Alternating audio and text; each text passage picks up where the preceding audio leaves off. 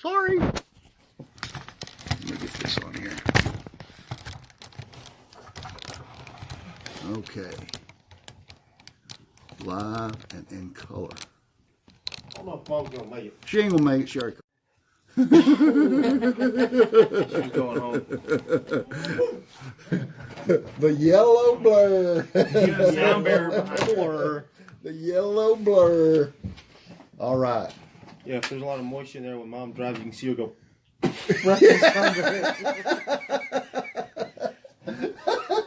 That is so true. That is so true.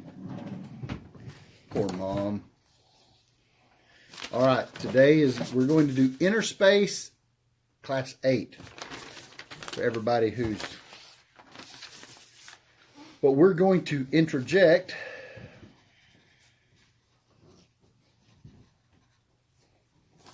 a lot of stuff. We'll give everybody a little time to rally the troops here. I'm gonna go over here and take my coat off so they don't, in case my belly flops out, they won't see my belly on the TV. What belly? You need a six-pack? Oh, get hot. You look good, Dad. Shoot, man. That's what 50 looks like, buddy. Good number. All right. Halfway there. All right. Here we go. All right, we got a cool class today. Oh, Beth Carmen got her on here. no. Nope. You can take H. Elmer Castillo. Okay. He passed away. My uncle passed away Okay. on Monday. HL and Betty. Betty is still alive, yes. Want to leave her on there? Yes. Where are they?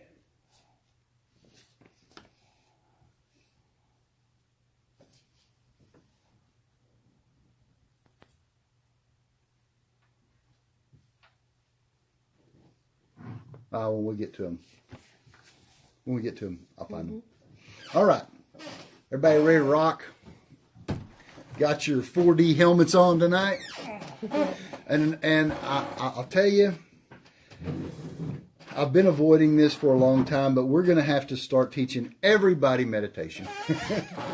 We're just going to have to do it. All right. Today we get to study Torah for the sake of heaven, for the sake of Israel, and all of Jerusalem. With that in mind, the Kol HaTorah says that when you rebuild Jerusalem, Mashiach will come. It doesn't say when you build the third temple. It's when you rebuild Jerusalem, Mashiach will come. Well, they're doing a lot of building. And all the focus now is on Jerusalem. It's huge. Because the third temple is Metatronic. It's built by fire, not built by the hands of that. That's all these things. That's why nobody knows what's going on with the temple. How do we build the temple with the mosque sitting up there? You rebuild Jerusalem. So we'd like to give our Torah dedicated to that. And to the following people: Stephen King, Avraham Ben Moshe Gilla, Linda Flora, Carly Serio, Brandon Walsh, Raymond Rosentrader, Brooke Gibson, Paula Navarez, the Patients of Texas Oncology, Rita Wilson, Betty Monkuski, Lola, daughter of Justin Lakeisha Neal, Berea Wanstaff, Elise Hagar, Nadine Freeman, Logan Willis, Billy Holt, Charles David, Rosa Hollander, Christopher Bederka, Noel Cardoza, David Douglas, Vicky McLean, Savannah, daughter of Matthew, and Misty Cast, Tom and Karen Maitland, Sandra Hayes, Carol Teakin, Larry Langberg, Juliet Navarez, Blake Highland, Leela Briscoe, Sam Peak, Yehuda Haibin Matai Leah, James London, David Jenkins, Jake Suarez, Bobby Williams Sr., Sally Talamontes, the Rogers family, Carol Gibson, Damia Washington, Carol Scott, Rabbi Richmond, Maurice Greenwood, Gracie Bell Linder, Stanley Hirsch, Brandy Boots, Amanda Elliott, Frank Pollard, Carol's family, Baby Denard, Michelle Magnuson, Jenna Marie, Kimberly Brown, Debbie January, Kim Lively, Crespin Rodriguez, Sandra Hirth, Virgil Williams, Brad Mace, Jocelyn Olivia Nickerson, Jerry Matlas, Dylan Teakle, Amber Merchant, Simca Ben Abraham and family, Celinda Sheffields, Louis Gutierrez and family, Aaron Price, Gil McWhorter, Sonia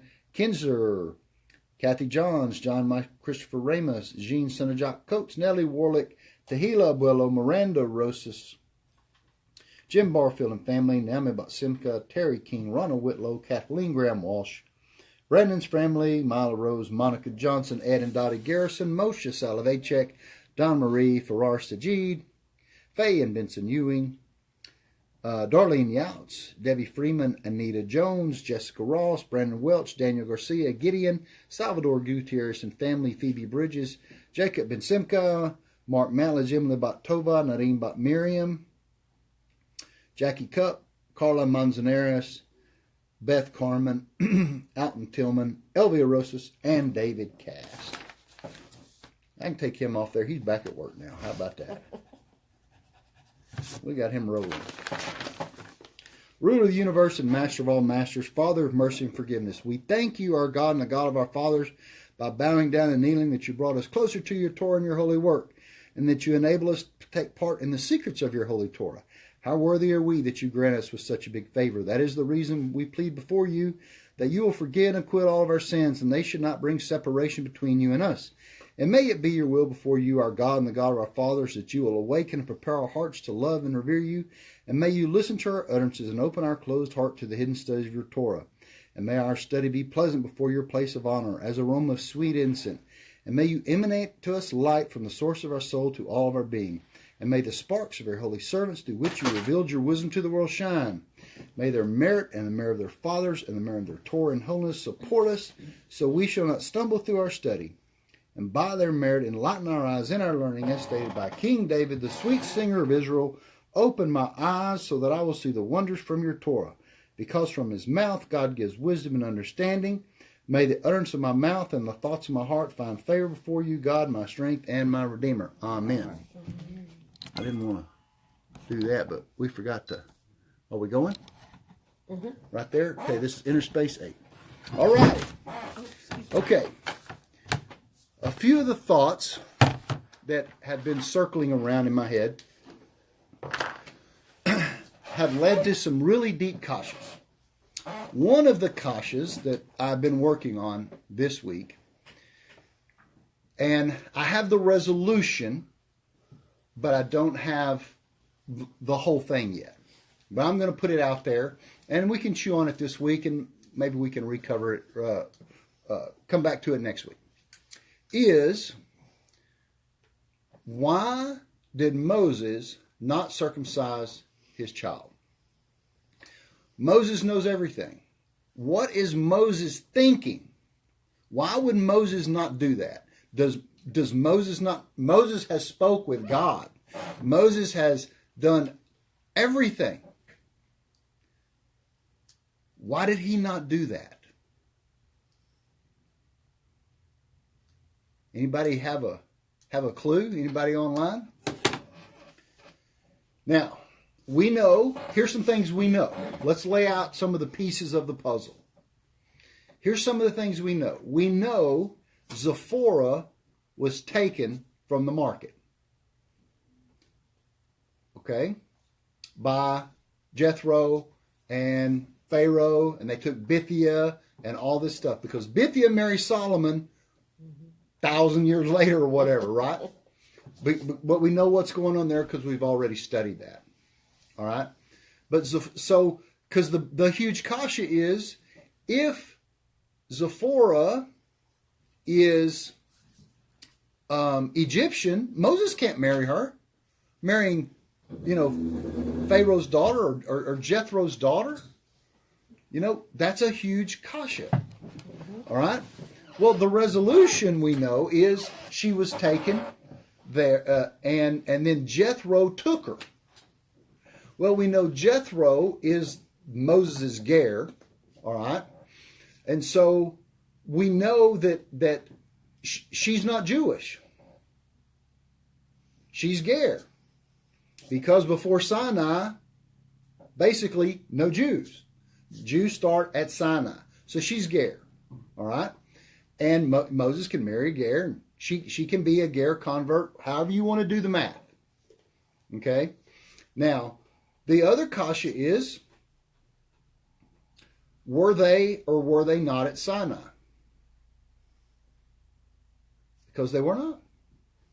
One source says, well, yeah, Jethro was there, and then Jethro brought the kids, and then no, but it was Miriam that got mad at Moses for putting Zipporah away. It wasn't Zipporah that got mad. And even when the Israelites, now the Jews after Sinai, even when they left to go to the land of Israel, his kids didn't go. They went back, Zipporah, they all went back with Jethro. What on earth is going on? You would think, if it was me, my kids get in the truck, we're leaving. The first people I'm taking is my own kids. Right? But not Moses. And then as he goes down the way, he knows not to strike the rock. He's Moses. But anger overtakes him, and he strikes the rock. He's angry at the Erev Ra, which then allows him not to go into the land of Israel. What is he thinking? When the angel of the Lord stands in front of Moses and threatens to kill him for not circumcising his son, Zipporah bites the foreskin off and spits it on his foot. What's going on there? Is that a kosher circumcision? So we have a huge issue here of what's going on. Now, the resolution is this. Moses knows everything.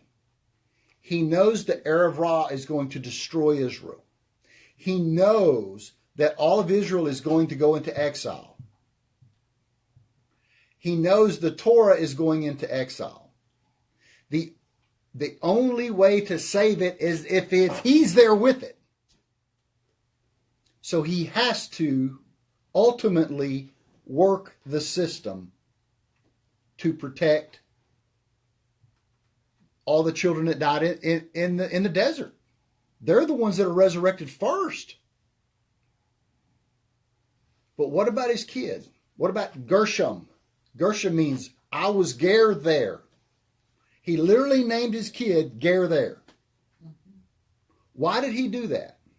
Because the Midrash says, and I'm just going to give you in Rabbah Shlach 25:16. If you want to go look it up, go look it up. What it says is that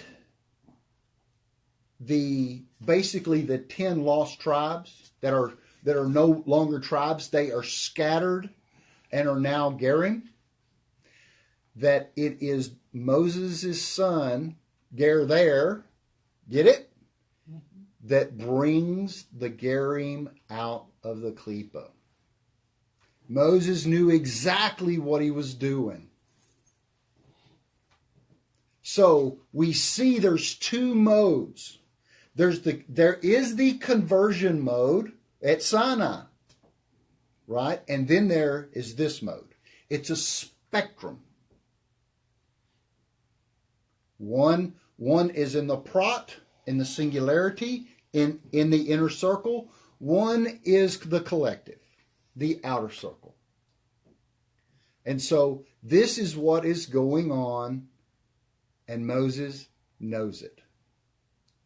So the other thing that's been circling around in the old head is Hanukkah. We know Hanukkah is a very Gerim feast with a commandment, and it's a Talmudic, sage, rabbinic established command. And so basically, when you light the menorah, you have a bracha, a blessing that you say over it, and that God commanded us to light the menorah. There's a huge controversy over it's not commanded. It's not commanded. So why would the sages, why would the great rabbinic sage Hazal say, no, it's command? What are they trying to teach us? Was there a menorah in the holy temple? Yes. Was there a commandment to light it? Yes. Yes. Did that stop? No. What they're saying is, you have been commanded to light it. It didn't stop. It's still a commandment. And so what happens is this.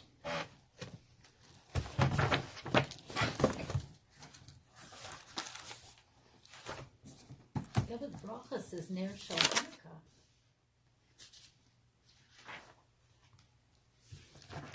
What happens is this. It says Hanukkah, right? Yeah, Ner Shel Okay. Hanukkah. Hanukkah is from the word Hanuk. Hanukkah. Hanuk is Enoch.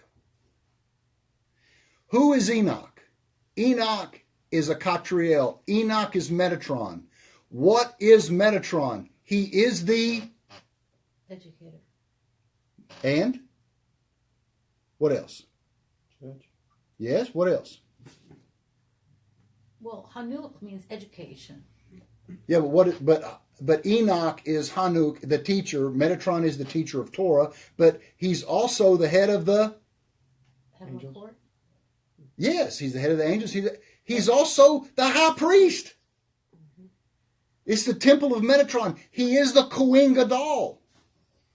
So if Metatron is the Kohen Gadol, and the Kohen Gadol is in the Holy of Holies, and the Kohen Gadol lights the menorah, keeps the menorah going, and Hanukkah is Hanuk, the menorah, you see how it goes through from all the way from 4D to 3D, because 4D runs 3D. And then he taught Melchizedek how to be the priest. There you go. He's the priest that has no beginning and has no end. It has no end. So these rabbis are so brilliant, they say it's a commandment. Why? Because it's never not. Because Hanukkah is connected to Purim, because that's Netzach and Hod, and Purim goes on forever. So does Hanukkah. Ipso facto. Yay. Right? And so here's what it says in the Gemara.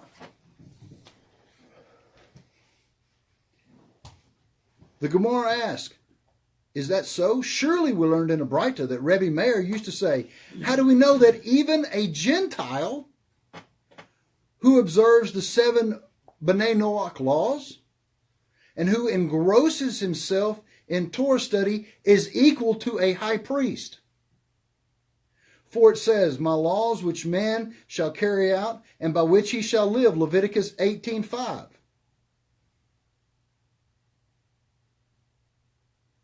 It does not say which a priest, a Levite, or an Israelite shall carry out, by which he should live, but which man shall carry out.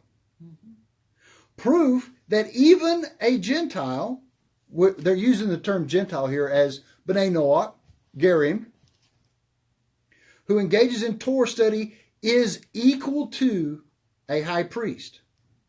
So, what happens? What happens? You are B'nai Noach. You can call yourself Noah, I don't care. B'nai Noach, Noahide, Gerim, Ger Tzedek, Jew, Levite, Cohen, I don't care what you call yourself. You, when you do the Torah, when you light the menorah, your house becomes the temple. That's why the Kol HaTorah says we don't need to build a temple, we need to build Jerusalem. That's why when you do Shabbat, the bread becomes the manna. The wine is the knowledge of Bina. The Torah on the table becomes the commandments. the two lights become the two kerubs. That table becomes the Ark of the Covenant, and Shabbat is a day in the world to come. You are in the world to come at that moment. It's not a metaphor.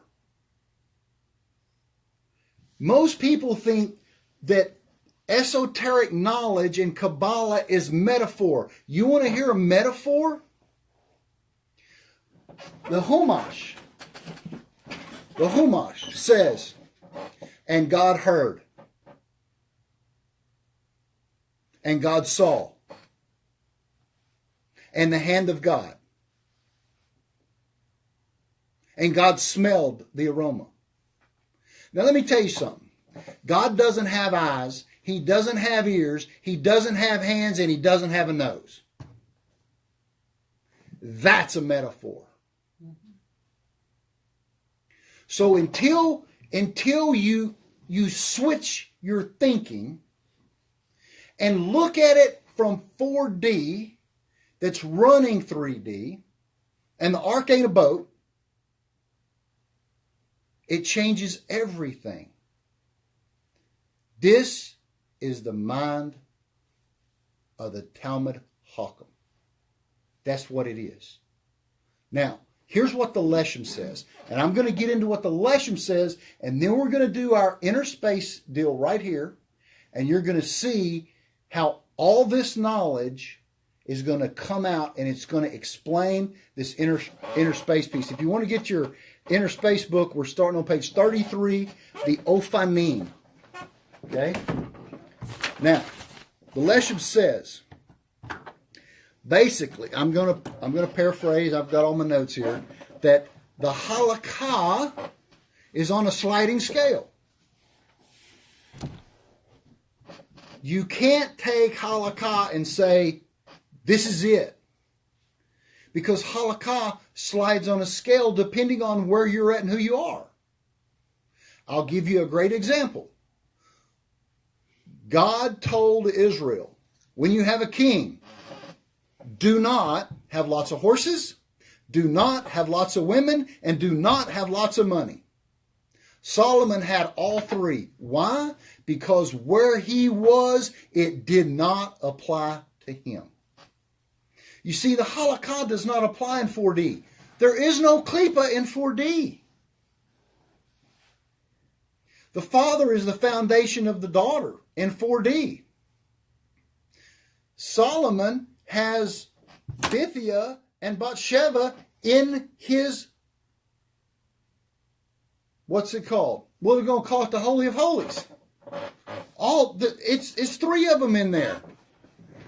And it makes a huge problem here. But not there. That's Bina, the Divine Mother. That's Zah. That's the Shekhinah. That's the Rachel and Leah. Nobody has a problem when it's Jacob, Rachel, and Leah. But if we put Solomon and Bathsheba and Bithia in there, all of a sudden it's taboo. Rachel is his mother. I know. Bina is the mother of Zah. They're all in union. But because there it doesn't apply. Because there it's just light overlapping light. So here's what the Leshem says. The halakha is a sliding scale. The issue is when you try to cut the shoots. And we've taught cutting the shoots before. Cutting the shoots is when you remove the malchut. We're going to call that 3D.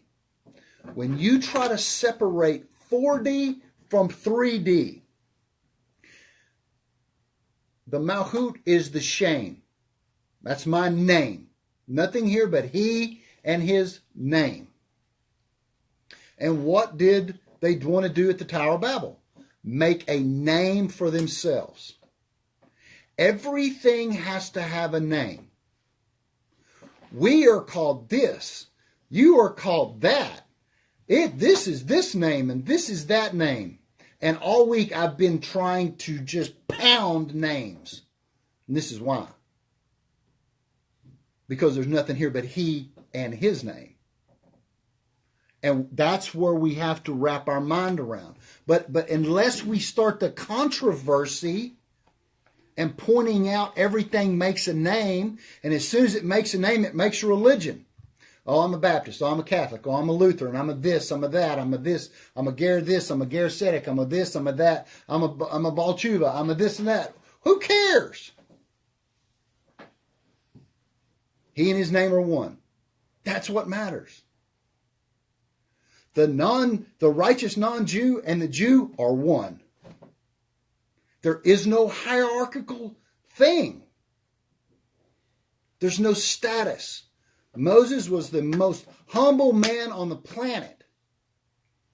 He was the most humble man on the planet. He didn't think he was better than anyone. He knew he was nothing.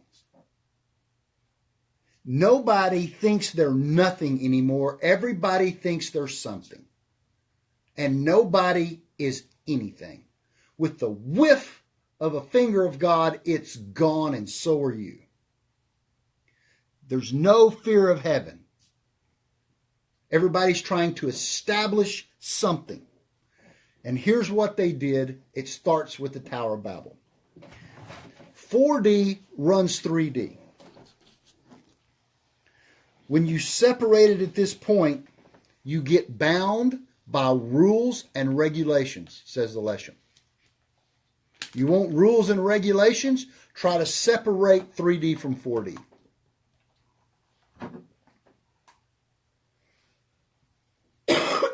What most people think about Noga, the surrounding light, and then the flame or the Jew is the inner light, and the non-Jew, Ger, we're going to call him Gerim, or the Noga.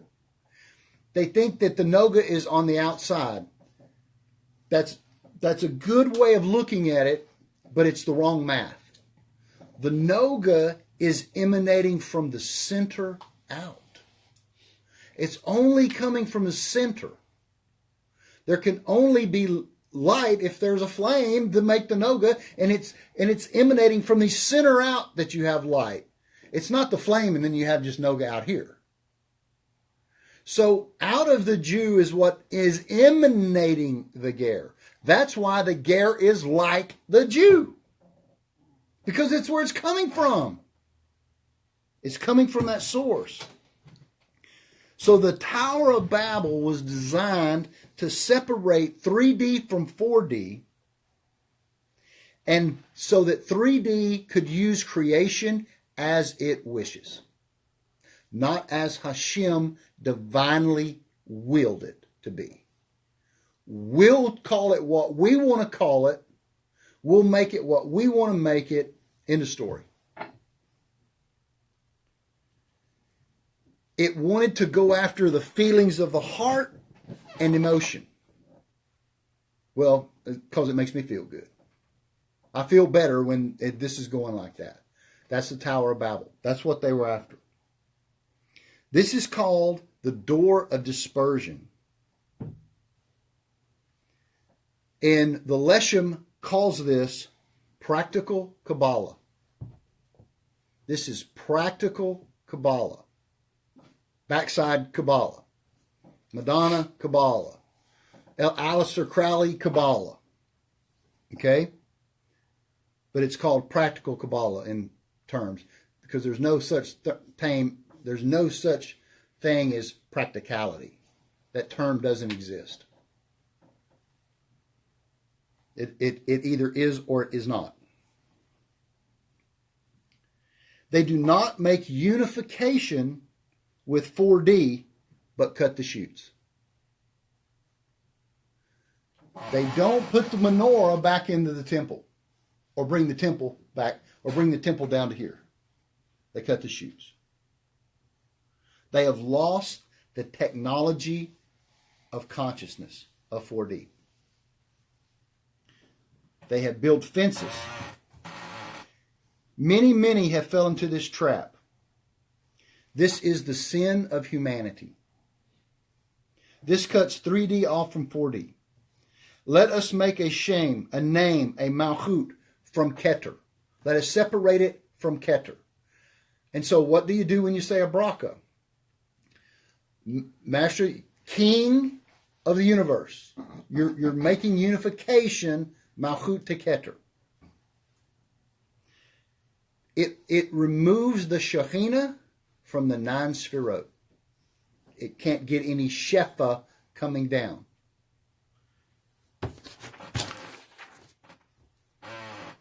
This is what's called the city and the tower. The city is the Malchut. The tower is the Yesod. And they were going to dedicate it for an eternal feast. The preservation of 3D, making sure it doesn't move or change. I'm going to call it status quo. Like Egypt embalming their people was to preserve the 3D. The pyramid is a 3-dimensional, it's from 4D, has 4 sides, but it's 3-dimensional in it's the same thing as a Tower of Babel. It is trying to cut 3D off from 4D. Because they were great masters of evil, and they knew the operating system, and they knew the names. They knew that the Malchut was getting all of its sustenance, all of its life force from 3D. So they fought against Zeranpin, against Adam. Big mistake. They fought against it. They fought against the will of God. And the reason I want to go through this is because we're fixing to get into the will of God right here in our interface. They fought against the will of God. And they built it with very specific measurements in order to make the temple impure and to desecrate the holy name. This is what the Leshem calls advanced Avodah Zorah. They wanted to make a new Olam Hazeh, a new this world, and control the Malchut, which is the world. But because every edge and every lip is called a keruv, we're going to call it Sandalphon, okay, which is we're going to get into today in our inner space. Everything has a keruv. The keruv bends the light back because it's curved light. And because it's bending that light back, the signal's going up. And God heard. And God saw. You see?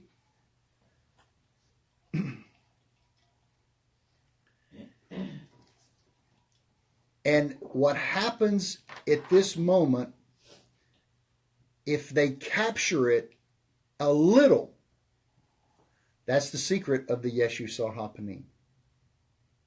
Capturing the light at the lip of the curve. Even for an instant. And what has happened? Because at Yesod, Adam, which is happened the last 2,000 years, in our Adam body of timeline guy, that's Yesod, Tower of Babel, front side, back side. They caught the Yeshu Sarhapanim. And it became a reality. This is Og, this is Hira, this is Hiram, this is Yeshu, this is Shabtai Tzvi, all of them. But all of them had the, if they would just let it go back through and invert, all the Guvarot goes back in and everything's mitigated and all goes away. But because they don't want 4D to run 3D, they don't want 4D terminology. Here they don't want God's will to run the thing. They've cut the chute and now they have isms and religions. They're going to control it the way they see it ought to go. And that is capturing Messiah ben Joseph. It can't go to Messiah ben David. Messiah ben Joseph is 3D. Messiah ben Joseph is 3D. Messiah ben David is 4D. And the signal has to get back. And when we're going to get into our little class today here, it's called a feedback loop. And God's wanting to send a signal down, but nobody's sending the signal back up. Because we've got our isms. This is the secret of being naked. The same word for a failed Messiah or a failed Da'at. All these are failed Messiah ben Joseph. All these things I've discussed. They're failed Messiah ben Josephs. Is because they're caught naked. The word that the Satan used, he was more cunning, more crafty. Same word for naked. When Nakash is in the Gan, he's naked. He is pure, raw consciousness of Adam. He's pure, raw consciousness. But as soon as, and it's naked consciousness up there. There's no halakha. But as soon as Adam falls into 3D, he's naked. He lost it. And that is the whole secret of Metatron, trying to get that consciousness, that raw consciousness back down so that it can come back up. This is the secret of skin. Naked, covering, skin. 3D nakedness of Adam is no skin. Adam in 4D, he had a garment. He didn't know he was naked. This is the skin. This is the feast of Leviathan, the knowledge of God. The skin is his tactile sense. How he feels, touches everything. This is the secret of all the angels. And we're going to find when we get into our deal, there's only one angel on the earth. Everybody sees angels all the time. No, you don't. There's only one. It's called Sandalphon. Now, Sandalphon is in every yeshiva, every Shabbat. It's at every Sabbath table, every Sabbath. It's everywhere all the time, but it's just one. Because he and his name are one. All right? So, we covered all that. I want to just inject something. Sure. You were saying skin, and earlier in the week you asked a question about light. And when you say light or you say skin, it sounds the same. It's both or. The only difference is or for light is an olive, right. Or for skin is an iron. Right. And what happens is when the Jews are the light to the nations with an olive, then the nations are light back, but that's the skin, that's the covering. And the iron has the gematria of 70. That's it. So you go from 1 to 70. You go from 1 to 70, it's light, light, skin, skin. This is 3D to 4D. This is Adam and Nakash fixing it all. This is what we got to get to. All right, I know that was some heavy-duty stuff here. So let's go through this, and you'll see it in real time. Okay. How much time we got? Oh, perfect. Okay. Interface. Ready? Page 33. The Ophanim. The universe of Asiya, which is the lowest level, includes the physical world and its spiritual counterpart. So its spiritual counterpart is a soul. Your body is the covering, and the soul is the inside. Next verse. In the human soul. Asiya corresponds to the level of the nephesh, which is the lowest level of the soul. That's why everywhere you see in the Talmud, it says Nefesh Hager. Nefesh Hager. Nefesh Hager. because that's where you start. This is where the spiritual actually interacts with the physical. The angels of Asia, now notice it says angels, but it's going to say in a minute angel. The angels of Asia are the ophanim, or the wheels. These are the ophanim that Ezekiel saw in the chariot. Second paragraph, second sentence. The wheels on something reduce friction. Except if they're moving really, really fast, they create friction. Ask Jacob. And the angels were ascending and descending on the ladder, and it was going so fast and it got so hard he was going to burn up, and Hashem had to fan him. Right? Wheels, therefore, allow for a smooth, and look what they did here, interface. They finally used my term. Therefore, they allows for a smooth interface between the chassis and the ground. A smooth interface between you, 3D and 4D. This is the Keruv. This is the angelic realm. In Ezekiel's vision of the Merkava, the chariot, that is how you go. You know, that's your Mercedes-Benz, 4D Benz, 4D Cadillac. Itself is in the universe of Yetzirah. So it's one level up. So you have to connect. That's where you park your car, in the parking lot of Yetzirah. The realm of spiritual movement. The ophanim of Asia represent the interaction of the spiritual dimension with the physical world. Behold, there is one ophanim on the earth. Ezekiel 1:5, 1:15, right there. The Talmud says that this ophanim is Sandalphon. Okay? Sandalphon is the lower aspect of Metatron. Think of it as an iPhone. This is how you call God. Sandalphonics. His name indicates that he is the shoe angel. The shoe is the interface between the foot and the ground. So Elijah is Sandalphon.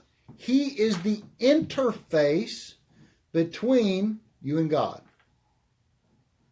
Not intermediary, not Jesus. Throw that away. The interface. It's the medium you use to go through. Okay? Now, what's cool is Enoch. Does anybody remember Enoch's profession? Cobbler. Enoch was a cobbler. He made shoes. And the Torah says he sewed up all the fabric of creation. So you have a Catriel, which is Enoch, all the way down the whole Metatronic spine system to Sandalphon to Elijah. And he's actually called the shoe. So what is he making? What is Enoch making? The whole system all the way through. From the top to the bottom. It is said of Sandalphon that he goes into every synagogue, collects every prayer there, and carries it to God's throne. Why does he carry it to God's throne? Why don't he just carry it to God? In other words, he takes physicality into spirituality, into Berea. Because he's carrying them from the lesser Metatron to the greater Metatron. This may also be related in the Talmud's comparison of the worlds as a spinning wheel, which sometimes elevates the lowest to the highest. Thus the wheel moves in a circular motion, constantly rising and lowering. The Ophanim raise physicality up. What does it just describe? A torus. A wheel within a wheel. It's taking the lower lip up to the top and bringing it back down again. Prayers go up, blessings come down. Mon, mod. Okay? The wheels of Asia, last line on 34 there in the top paragraph, they're perpetual. The relationship between spiritual and physical is a dynamic one. Based on our actions, God is constantly changing events. I, the Lord, do not change unless the tzaddik declares it.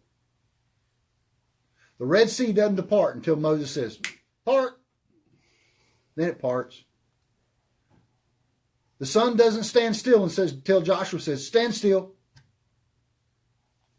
Because when you're interfacing right, you are him in physicality. As long as you don't cut the chute and say you're something that you're not and become something with ego that you're not, then you have a constant feedback loop with the Holy One. And so now it's going to go over divine providence, and I'm going to show you where they mess up. The computer system provides us with analogy and interplay between spiritual and physical. The computer programmer at the console corresponds to the man of Atzilut, and that's Metatron. So the CPU, the central processing unit, the brain, the memory bank of the computer correspond to Berea, the world of thought. So think of it like this. God had to build an operating system. He had to build an iPhone so he could text you and you could text back. Because he put a part of him in you so that he wouldn't lose you. That's the signal. The guy that built the iPhone is Metatron. The name of the iPhone is Metatron, and the number on it is 1-800-METATRON. And when you have yours, you are the lesser Metatron. When he have his, he's a greater Metatron. If you get so far away and you cut the chutes, you don't have any signal. Now you think you own that's your phone. You're going to talk to your friends. You don't need to talk to him. I got this. I know what to tell them. Now, second paragraph. We mentioned that the relationship between the physical and the spiritual is dynamic. According to God's providential direction of the universe never ceases. God never quits running the show. You want to know who's in charge? He is always acting in the world, guiding events based on our actions, based on Asiya. So we can prod God and make him do whatever within his will, not within our will. I want to win the lottery tonight. If that's not in his will, it doesn't matter what I do. I can't prod him to do that. Right? That's not my will. That's a want. So, that brings me to a deal. Let me show y'all something here.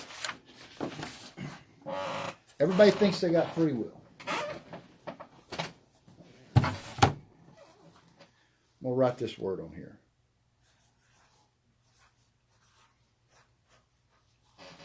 I'm going to show you this. See that word right there? Right there? The word says won't. Use it in a sentence. I won't read that. I won't read that. Now, what does that mean? I will not. It means I will not. You know what the Arabs say it means? I want not. I want not to read it. You can't will yourself not to read it. I don't want to. I won't take out the trash. I don't want to take out the trash. Not, I will myself not to take out the trash. Because will is divine providence. You don't have divine providence. you have a choice. I set before you today life and death. Choose life.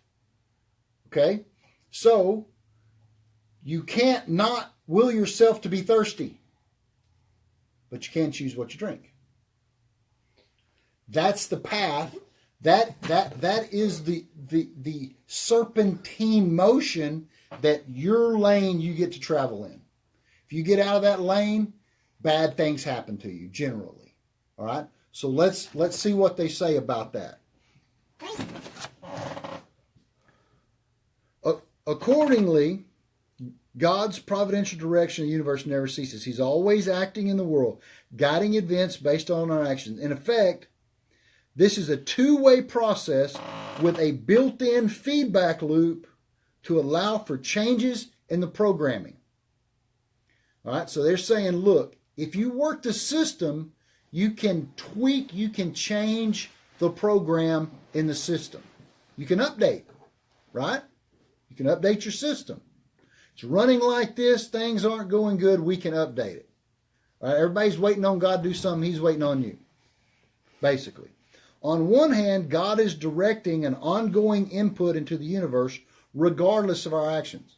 So on one hand, doesn't matter what you do. On the other hand, God looks at what we do, judge it, and puts into the universe what He decides is appropriate relative to what we do. If you do nothing, you get nothing. If you study Torah, you learn Torah. If you don't study it, you ain't going to learn anything. Now, page 35, where it says all this, and they try to, this whole next two paragraphs talks about, they give you an example. We don't need an example. All this comes under a general heading of what we call divine providence. It is what we mean when we say God is King of the universe. His providence is constantly at work, guiding the world to its goals.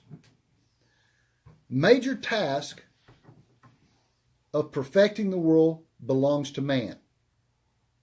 So 3D, fixing 3D belongs to us. Owning 3D does not. We're helping Him.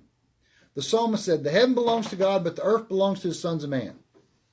It is man's responsibility to use God-given free will, they use free will there, for good, and thus bring a world conforming to God's master plan. It works better if you say a man's responsibility is use God-given free choice to do good. You have the choice to do good, not the will to do good. In doing so, he becomes a partner with God and thus able to partake in the ultimate goodness. As we have seen, the bond between God and man involves all levels of creation. Asiya, Yetzirah, Berea, all the way up. We got to bring absolute down, absolute consciousness down. My house has now become the temple. My kitchen is now the Holy of Holies with the ark in it. My menorah is now it. I've got the whole thing there. All the books, I've got all the Torah. It's all there. Because I brought 4D here. And now I have a feedback loop. So if I'm talking with God and asking for something, I'm asking it from His point of view from there. And that changes reality here.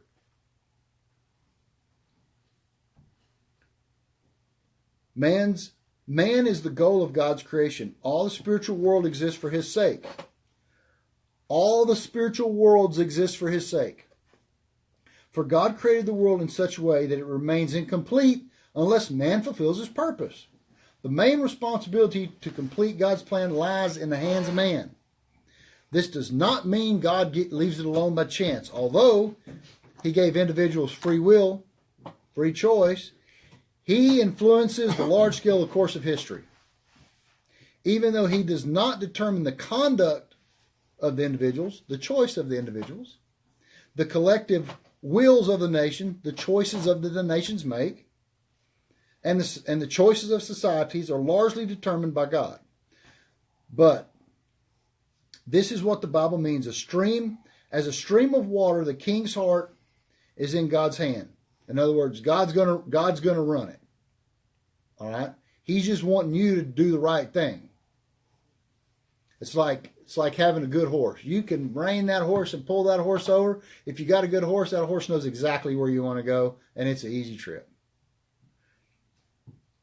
He turns it whenever he wills. Proverbs 2:21:1. If a stream is deflected a little, he can make an entirely different course. God also guides the destiny of each individual to fulfill a purpose. Man might have free will, free choice, but God interacts with him to bring about his goal. If you trust in God, he will work it out, but you have to walk through the gates. You've got to walk through the steps. You can't be so heavenly minded that you're no earthly good. But you can't not be connected heavenly minded. You just got to know, I'm going to bring that there and use it. I'm going to bring it here and use it. He thus might place an individual in a certain predicament and cause him to meet with a propitious friend. Otherwise, give him opportunities to act in a way and help him lead the world according to God's ultimate goal. The ultimate goal of this process is to perfect a society as a vehicle for God's goodness. The goal is what we call the Messianic age. What is the goal? What are you trying to do? Where are we trying to head? What are we trying to get to? We're trying to get to the Messianic age.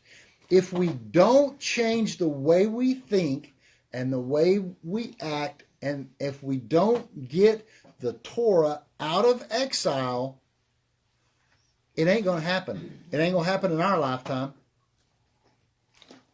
Everybody wonders what I'm trying to do. That. And I'm fought tooth and nail every single day. Tooth and nail.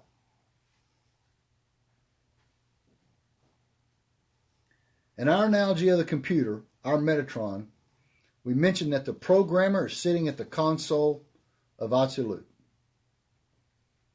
receiving the feedback from Asiya. It is only the program, however, which reacts to the information sent back.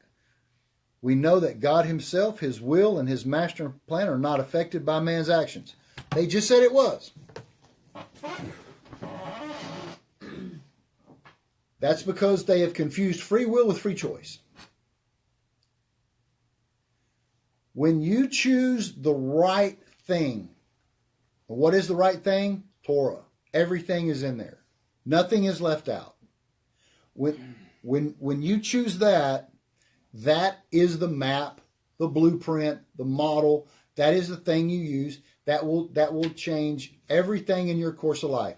Whether it's your job, your marriage, health, it don't matter what it is. That's the thing.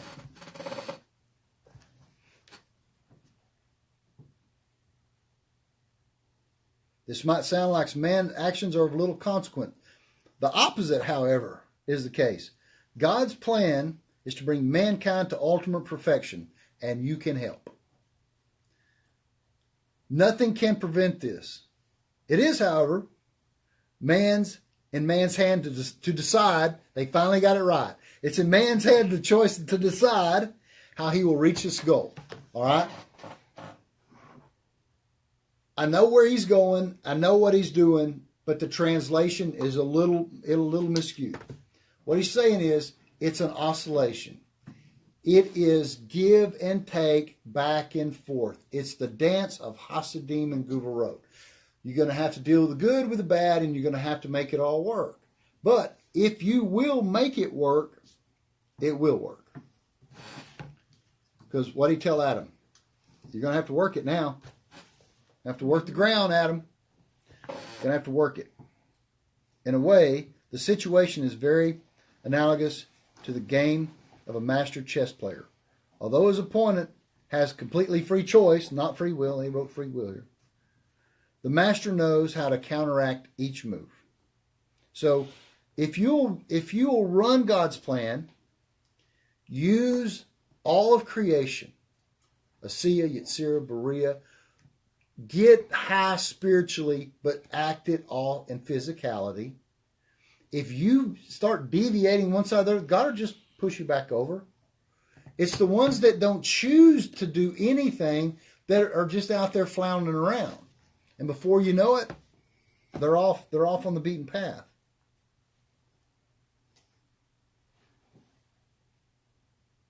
Thus, God will bring the game in the conclusion of what he desires. Using this analogy, we can say that God is the ultimate master, and the game he's playing involves mankind.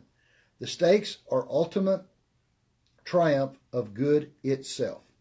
So next week in our interface class, we're learning how to interface more and more and more. Next week in our interface class, we will start at page 37. Let me move my little marker here. We're trickling right along through our book. We'll go through. We'll do 3 or 4 pages. So y'all can read 3 or 4 pages at home. And I'm going to close this one off. Y'all stay here. And the Torah is amazing, and the sages are amazing. I'll see you next week.